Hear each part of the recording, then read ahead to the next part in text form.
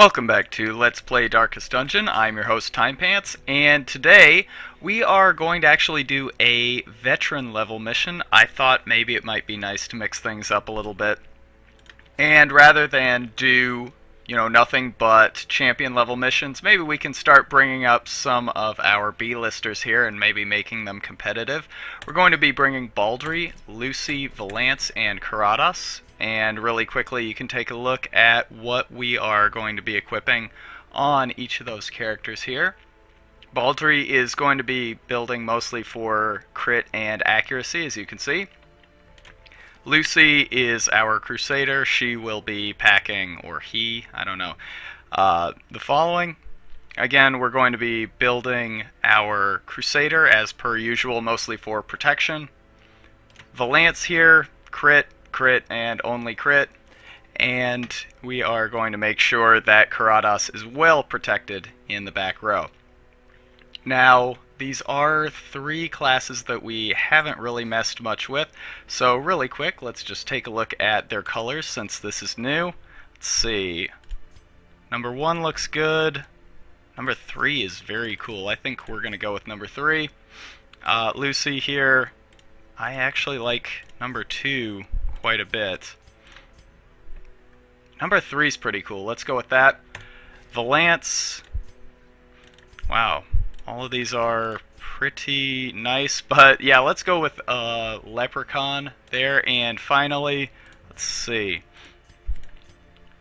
I like the white. Okay, so now we're looking styling. We need to gather 3 medicines for this particular campaign. So what we need to be aware of is that, well, I guess probably the most important thing that we need to be aware of is the fact that our inventory is going to shrink as we get deeper and deeper into the dungeon here, because we will be filling those slots up with, with the quest items that we'll be collecting along the way. We are going to be running a darkness party again. I really like the rewards that we get. I do actually need to issue a correction about the previous video that I released. I had thought that one of the patch changes that they issued was that you could actually find in darkness the new trinkets that they released. I think I said in the previous video that they are actually planning on releasing some new trinkets that can only be found on medium or long dungeons that are run as darkness parties, and that is actually that's actually not correct. They will be releasing that, but it is not content that has been released as of yet. So that kind of sucks, because yeah, that was something that I was hoping that we could possibly preview in the previous video, but alas, no such luck. So let's see here. Now fortunately we do have the advantage of running this in a veteran level dungeon, which means that their resists, as you can see, are not the best, so we should be able to get quite a bit out of this. Unfortunately, this will jack our light up a little bit, but 75, yeah, it's light above 75 where we start taking the penalty, so hopefully we'll stay under that threshold here. If we can get the stun, that's good. Now, we kind of have a difficult question put to us here, and that is, how do we want to approach this? I think we want to take the Bloodletter down first. I know he is really tanky, but we want our Highwaymen to get that swing first. So instead, is there any way that we can start targeting the back right now? There might be.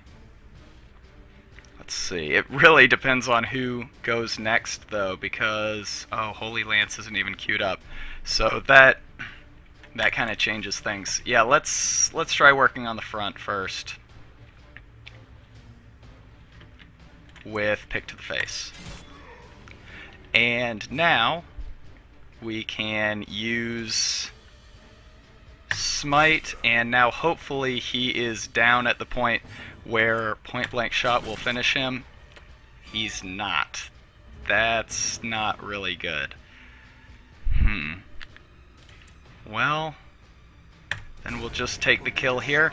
And I'm not sure if the Fusilier actually loses his most effective abilities, his Grape Shot Blast or equivalent, from the second rank. So, yeah, unfortunately I'm a little out of practice here. So we'll kind of have to play it by ear and see if this is actually an optimal way to deal with the problem here. Now, fortunately, getting our rank switched up here is not going to be much of an issue. Just because, yeah, there is nobody in the back here for us to Holy Lance, so even if we did have that queued up, that's kind of cool, but not very good. Even if we did have that queued up, we wouldn't really be in a position to take advantage of it, so we wouldn't be losing much, I guess is what I'm saying. Alright, let's reform the party, and I don't think there's really a lot of advantage to camping. At least not at this point, so there is plenty of advantage to camping. There is no real advantage to checking that tent.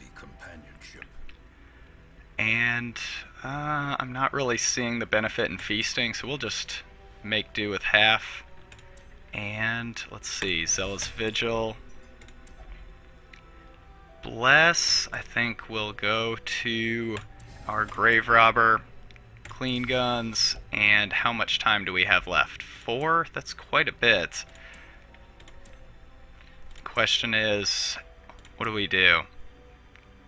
I actually did get her, yeah, this Knight moves, so I think we'll go with that, and Bandit Sense, and now I think we're a pretty well-rounded party.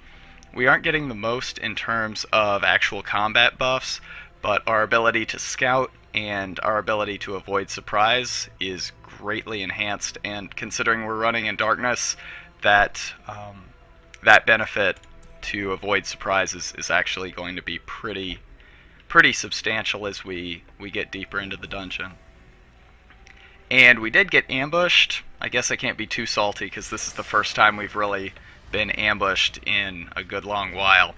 And fortunately, if we ever had to be ambushed and have our party shuffled, this is the party to have it happen, because yeah, this is not bad at all.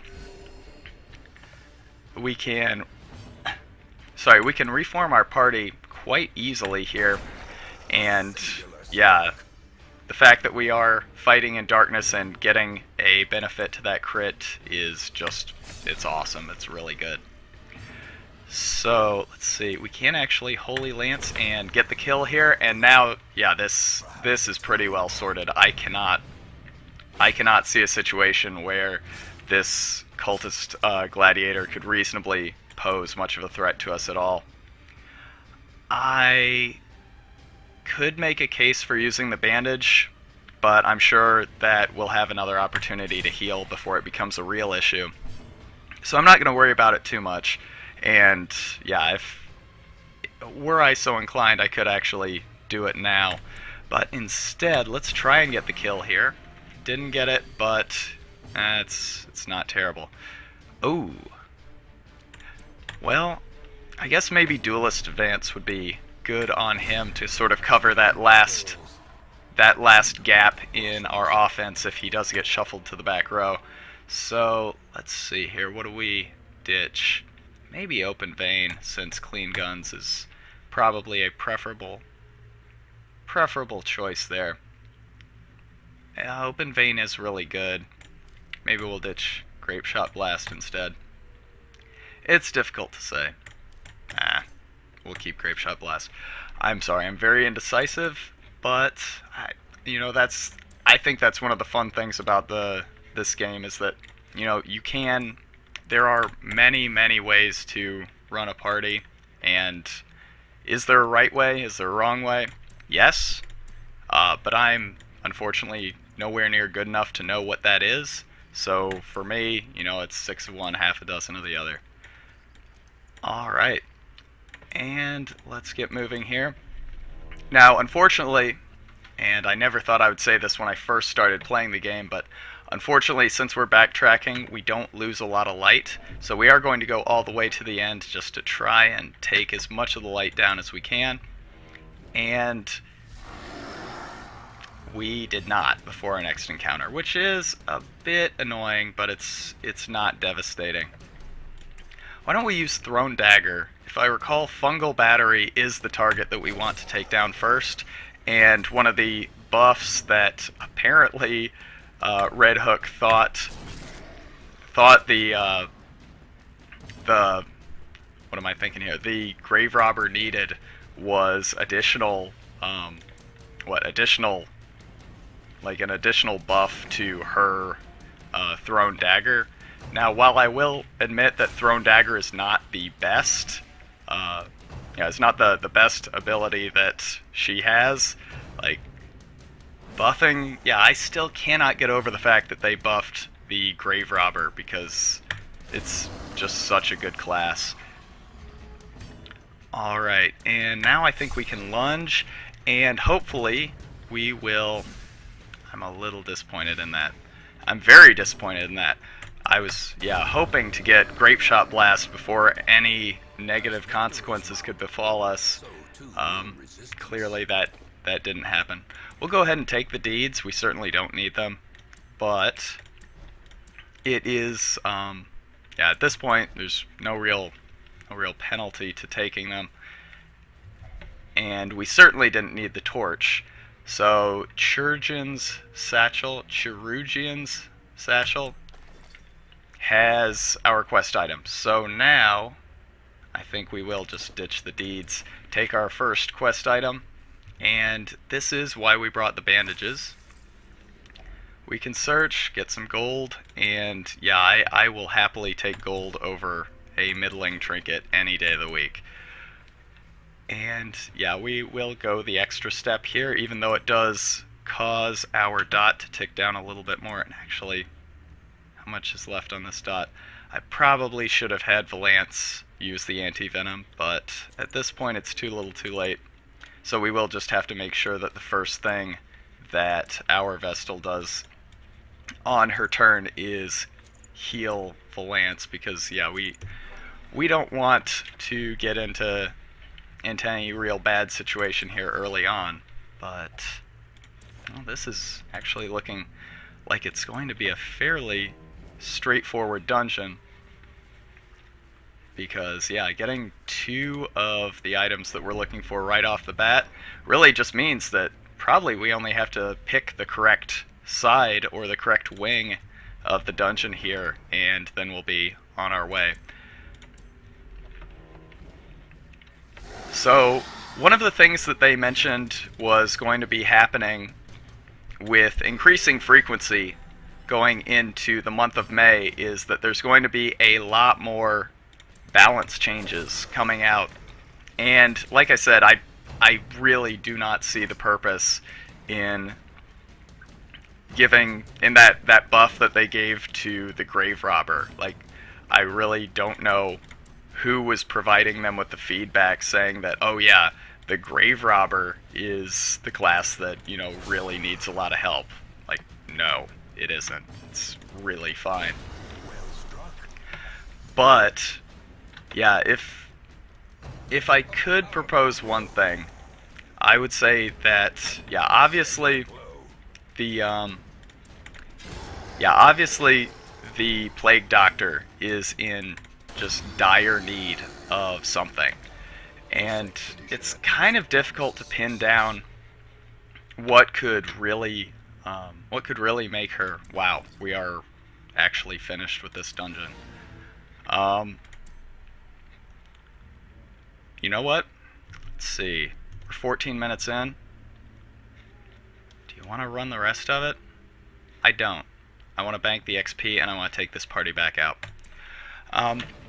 So, talking about like balancing the Plague Doctor, I think probably the best thing that could be done. Oh, that's annoying. Probably the best thing that could be done to help the Plague Doctor is just to, yeah, just to make this battlefield medicine. There is absolutely no reason for it to be an 85% chance of a cure. I mean, I understand that that's the advantage of taking the consumables out, that, you have the cure right there, ready to go. Let's do another medium here. Yeah, I understand that that's the sort of the advantage of paying the money, but that said, I mean, you are taking a party member out, and in all honesty, it's a suboptimal party member for combat. So, yeah, I guess I really don't understand, what they think is so powerful about the, what's so powerful about the Plague Doctor that they think it's better or would be unbalancing to have her getting 100% chance of that plague or bleed removal, as opposed to the cost of a couple hundred gold for an anti-venom or something. So yeah, I would say that, and in addition, maybe widen out the maybe widen the amount of healing or the range of healing that could be done with that as well. Maybe moving it from 3 to 3. This is really gonna hurt. Ouch. Yeah, widening that out, widening that range from 3 to 3 up to maybe 3 to 5, just to give it, a bit more oomph. Maybe start it at heal of 1 to 2. Let's see. Yeah, I think we have to take this out, because we do not want another crit like that to hit our party.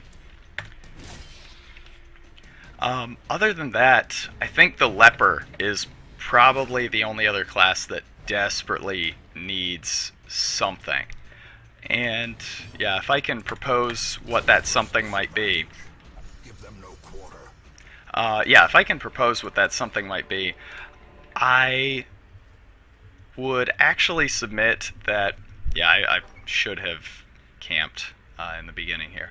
I'd actually submit that probably the biggest thing that you could give the Leper, obviously the biggest thing that you could give the Leper would just be his,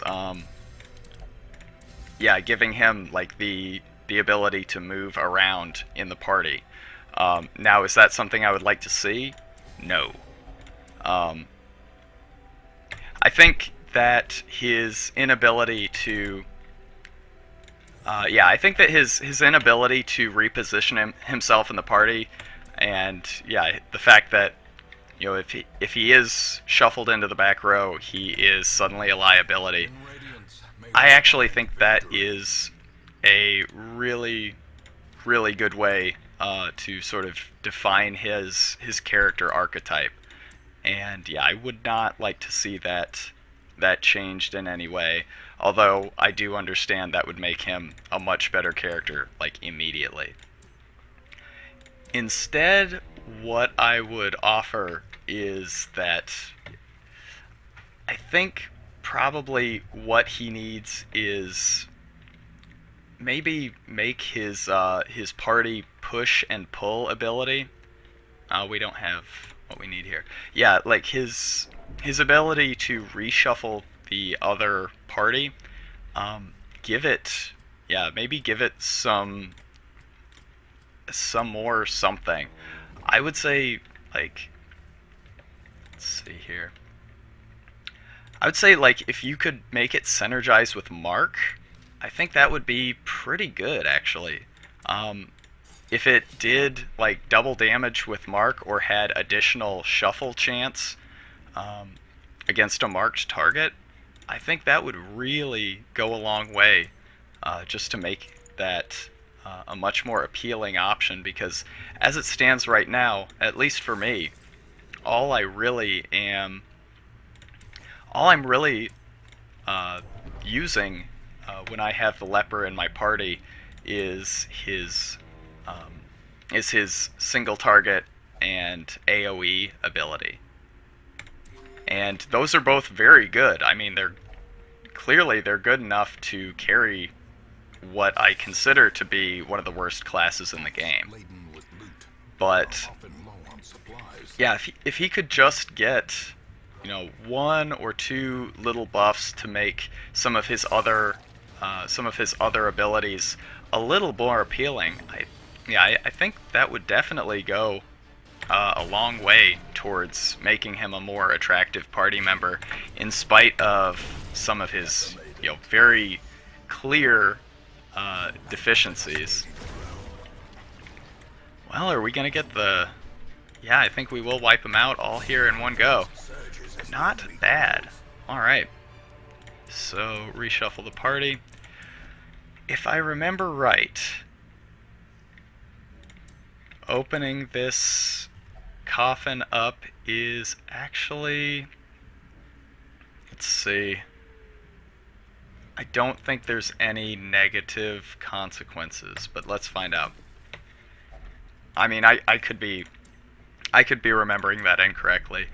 I have to say that one of the unfortunate side effects of me not having played this game very much for about a month, I've really put it down and kind of walked away for the most part, except for these periodic updates. Ouch, that sucks. Yeah, one of the first and most maybe most obvious casualties is that, yeah, I do not remember how a lot of these interactables work, especially in a place like the Weald, where I haven't visited very often compared to something like the Warrens, where it seems like every other video I'm there, and I'd say about 40% of the time I'm running the ruins. But it's really just been all of my decisions having been made as a result of what quest rewards we get for completing the dungeon. And I mean, just honestly, we have gotten very lucky with what the other dungeons have offered. Yeah, there's nothing here, so we'll keep moving. Alright, we do want to take these quivering ectoplasms out really quickly, because things can go very wrong if this thing... Oh, I didn't know that was... Actually, I didn't even know she had that attack. Yeah, things can go wrong very, very quickly if these things start splitting. So, yeah, that crit was very good, just to let us get this under control quickly. And yeah, I think we should be able to close it out here with a smite. Perfect. Alright. So, let's see, just completing all of the room battles should not be a very lofty quest goal, considering we know 1 and 2 rooms right here do not contain battles. So really all that remains is 4 more rooms to scout, and it wouldn't surprise me at all if we finish this quest out almost immediately. Like, we could very easily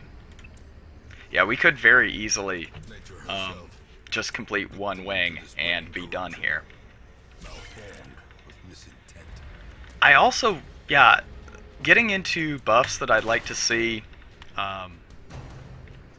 Oh, wow. Grape Shot Blast might have been a bit of a mistake there. We'll see. Getting into buffs that I would like to see done to some classes that need it. I would like to see Mark have a bit more of an effect. And obviously, we have the Man-at-Arms and Arbalest coming in the May update, more than likely. Oh, wow. So yeah, that's obviously going to change things. There is, yeah, a distinct possibility that the yeah, that either of those classes will synergize really well with the occultist, for his ability to mark. Um, but yeah, for that's kind of annoying. For the moment, and that's very annoying. For the moment, yeah, Mark really is sort of the sole,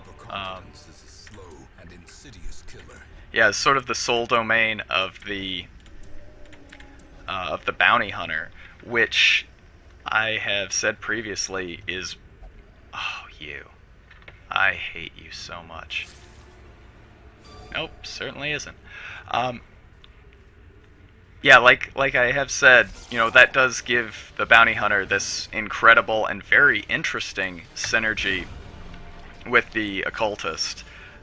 For yeah, the bounty hunter being the only class that has the ability to mark, and or sorry, the occultist being the only class with the ability to mark, and the bounty hunter being the only class that is able to take advantage of marking. So yeah, it's a match made in heaven. It's pretty yeah, it's pretty interesting. It creates an incentive to sort of build parties around that synergy, which is, yeah, that's really awesome. But that said, it would be interesting to see more yeah, more classes sort of take advantage of that dynamic to the point where you can build around uh, more than those two classes. Yeah, I think Leper is a good choice just because it does need something, because right now it is just the big damage class. It can't even really boast that it's a tremendously, or that is the, tremendously tanky class, because most of its tanky skills are, at least in some way, shared by the Crusader, who has the ability to boost his protection skill, or his protection stat. He has, yeah, he doesn't have shuffling, but I mean he has stunning, which I would argue is more versatile. And finally, the trinket selection of the Crusader is very heavy on protection and health. So yeah, there really is nothing that truly stands out for the Leper that I don't feel the Crusader can cover at least as well or better. And those deficiencies are, yeah, not so great that the Crusader can't at least cover them competently. Damage, for instance, the Crusader absolutely does that. Depending on the dungeon, the Ruin is just a playground for the Crusader because of how much damage he's able to do. And yeah, it's not like, even outside of the Ruin, that the damage that the Crusader does is bad. It certainly is not. So yeah, the Leper, like I said, I think is a very interesting class. I think I underrated him ever so slightly. Now, that's not to say that I think he's good, but I do think that I underrated the Leper class a fair bit from the outset. And, I mean, a lot of that is that there is not a whole lot that's appealing about taking a character that has to, yeah, that has to hog all of the party buffs that, happen during camping, that really needs compensation from things like, yeah, it really needs compensation from things like trinkets to make him a reliable member of the party in combat. So yeah, while I would say I underrated the Leper somewhat, I don't think that his yeah, I don't think that it was that undeserved. I think it's very easy to see where those deficiencies are and see them as too difficult to overcome to really conscionably have him as a member of the party.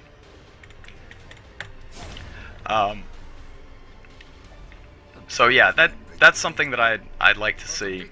All this to say, I feel like more can be done with that particular character, and I need to start being a little bit more careful about my party arrangement, because there have been far too many occasions where I've had to have a party member manually rearrange him or herself in combat as opposed to attack, which I will say is just flat out unacceptable. That's really bad play. So yeah, I'm sorry. Don't do what I'm doing right now. Yeah, it has been a while since I messed around with a Crusader, and I think I have perhaps a little bit overrated Holy Lance, or at least overestimated its mobility in certain situations. So yeah, I probably shouldn't be jumping my Grave Robber ahead until my Highwayman has already done his point blank shot. And at that point, then I can safely jump the Grave Robber forward, and then, if Holy Lance needs to be used, I still can. But yeah, I'm not going to lose. I'm not going to lose the Crusader's ability to attack. Now this is pretty straightforward. We absolutely want to take the Towering Ectoplasm out. It is annoying that we will be taking Blight from them, but we know that this is the last combat, so we can go ahead and use Anti-Venom, without any sort of worry. And yeah, just focus down the Towering Ectoplasm. This is a trick, because if you take down the fungal batteries, the ectoplasm will start to split. And if those smaller slimes have a chance to cytokinesis once the Towering Ectoplasm is gone, you can deal with you can have another one on your hands to deal with, which is absolutely just devastating. These things, yeah, are capable of offloading a ton of damage. Her 20 protection stat insulated her from that, but that doesn't mean it's something that we want to deal with at all. Alright, let's see, I think this should handle it. And now we're in pretty good shape. We can, we can sort of target these. Actually, what's their stun resist? I kind of like that. Well, I liked it. That doesn't mean it was good or the right idea.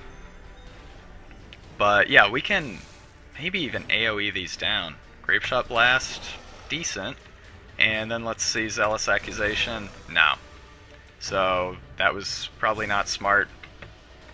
But, well, let me just put it this way. Part of the reason that I am taking Baldry out for these mid-level dungeons is because I do have some plans for him.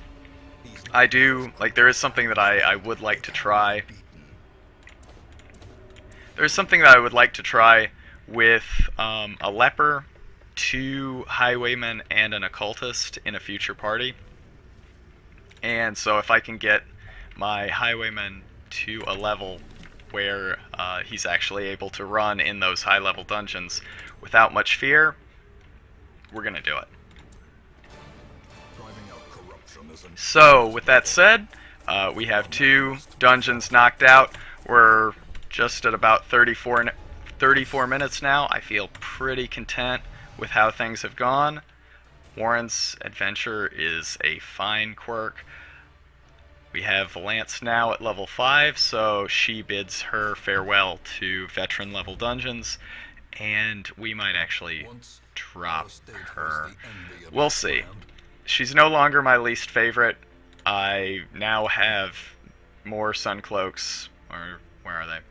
Yeah, I have more Suncloaks now that I can shake a stick at, so I'm not really worried about the one that she lost. So, with that, let's see. Anything at the Nomad Wagon looking interesting? Let's see. Feather Crystal, I think, is cool. I'm not sure if we'll ever use it, but I like the idea of it, and I think that counts for something. Let's see, Sun Cloak, yeah, why not? You know, we have so much money. Sun, Moon, sure. And as for everything else, well, I think we're looking pretty good. Anything stand out for us in the next campaign? I still have not obtained a single legendary bracer, and you know, I hear about people who have like two. I am well and truly jealous. I probably should be more diligent about checking my Nomad wagon to see if one comes in. I don't know if you can even buy one, but it seems like every trinket is purchasable there. So we will keep an eye out. That's my current long or short-term goal, depending on when the random number generator deigns to offer us an opportunity at it. But for now, thank you very much for watching, and I'll see you next time.